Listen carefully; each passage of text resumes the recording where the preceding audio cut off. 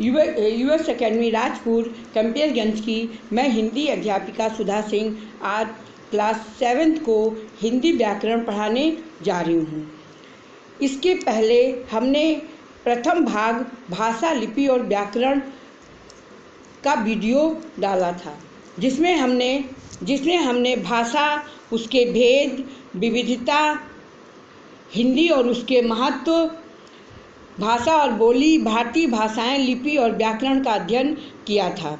उसका दूसरा भाग कक्षा 7 के विद्यार्थियों के लिए है, जिसमें हम मातृभाषा, राष्ट्रभाषा और साहित्य का अध्ययन करेंगे। तो कक्षा 7 के विद्यार्थी पहला भाग और दूसरा भाग दोनों पढ़ेंगे तथा कक्षा 5 के विद्यार्थी सिर्फ पहला भाग पढ़ेंगे।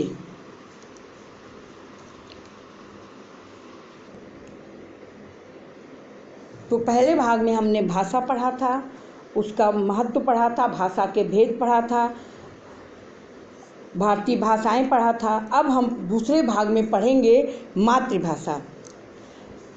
बच्चा जिस परिवार में पलता और बड़ा होता है, उसी परिवार में की बोली को सीखता है। बच्चा परिवार में माँ के द्वारा बोली जाने वाली प्रथम भाषा को ही सीखता है और यही उसकी मातृभाषा होती है।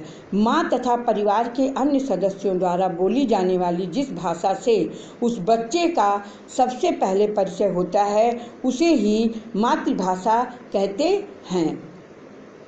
मातृभाषा अर्थात माँ के द्वारा बोली जाने वाली भाषा जो बच्चा सीखता है। दूसरा है राष्ट्रभाषा तथा राजभाषा।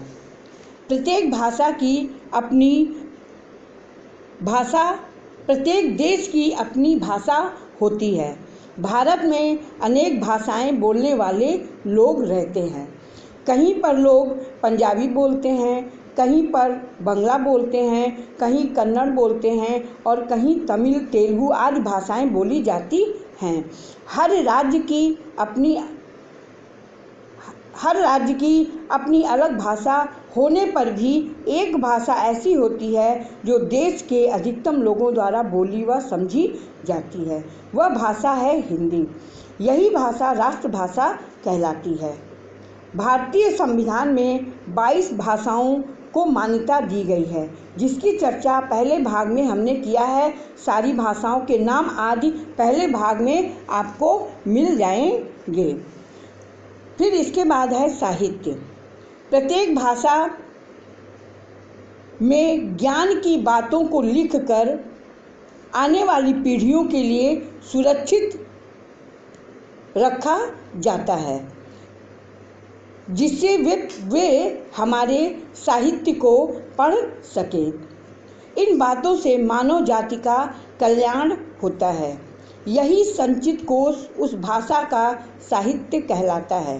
अतः हम कह सकते हैं कि किसी भाषा के ज्ञान के संचित कोश को ही साहित्य कहते हैं। अपनी बात को कहने के अनेक ढंग होते हैं। इन्हीं ढंगों को साहित्य की विधा अथवा शैली भी कहा जाता है।